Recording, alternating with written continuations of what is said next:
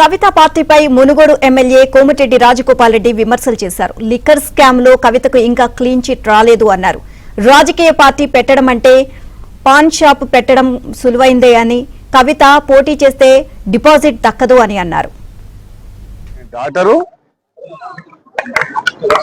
తెలంగాణ రాష్ట్రం ఏర్పాటులో కీలక పాత్ర పోషించిన కేసీఆర్ బిడ్డ అయ్యుండి ఈ రోజు వరకు వాళ్ళ కుటుంబానికి కేసీఆర్ కవితకైనా హరీష్ రావుకైనా కేటీఆర్ కైనా వాళ్ళందరికీ ఎవరి ద్వారా గుర్తింపు వచ్చింది?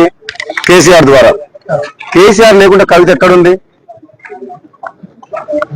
అది ఒక కుటుంబంలో ఆధిపత్య పోరు కాస్త బయటకు వచ్చి పార్టీ పెట్టింది. నిజంగా ఇది ఒక పెద్ద జోక్ కవిత పార్టీ అంటే. కవిత డెఫినెట్ గా మొట్టమొదటి సమావేశాలనే ఒక ఆడ కూతురు ఆడపిల్లకు తండ్రి అంటే ఎంత ప్రేమ ఉండాలి? ముఖ్యంగా తండ్రికి కూతురు అంటే అంతే ప్రేమ ఉంటది, కూతుర్లకు కూడా తండ్రి అంటే అంతే ప్రేమ ఉంటది. ఆయన ఒక ఉద్యమకారుడు. కేసీఆర్ తెలంగాణ రాష్ట్ర ఏర్పాటులో కృషి చేసిన వ్యక్తి. అటువంటి వ్యక్తిని స్వయాన కూతురే ఆ విధంగా మాట్లాడడం అనేది డెఫినెట్ గా ఆమె మొట్టమొదటి సమావేశంలోనే తప్పు చేసింది. దాంతో తెలంగాణ ప్రజలందరూ కూడా ఆలోచించుకుంటారు ఏమని. ఇక తండ్రిని గౌరవించుకోలేని మనిషి ప్రజలకు తల్లి ఎట్లయితుంది? ఇదైతే నేను తీవ్రంగా బాధతో చెప్తున్నా. చాలా తప్పు మాట్లాడింది కవిత. నీకు మీ అన్నతోడు కోపం ఉండొచ్చు, నీకు అధికారం కావాలనే ఆశ ఉండొచ్చు, అంతేగాని దానికోసం నువ్వు ఫైట్ చేస్తే తప్పు లేదు. కానీ నువ్వు మీ సొంత కన్న తండ్రినే ఆ మాట అనడం, నువ్వు నీవేదో చేస్తా తెలంగాణలో అని అంటే నువ్వు ఎవరు నమ్ముతారు? నేను అసలు యాక్చువల్ గా క్లారిటీగా ఇంతవరకు మాత్రం లిక్కర్ కుంభకోణంలో క్లీన్ చిట్ ఎక్కడొచ్చింది?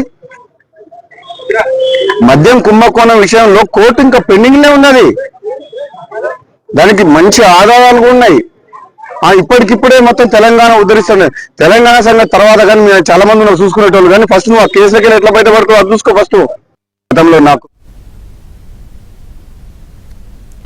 అటు మంత్రి పదవిపై కీలక వ్యాఖ్యలు చేశారు. అధిష్టానం మాట నిలబెట్టుకుంటుంది అన్న నమ్మకం ఉంది అన్నారు.